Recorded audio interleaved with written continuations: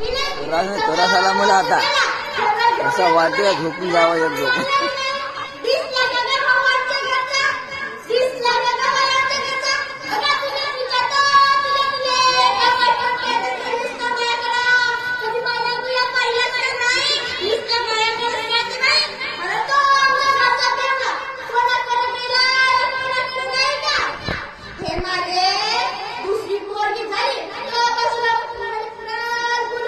काय एक नाही करत.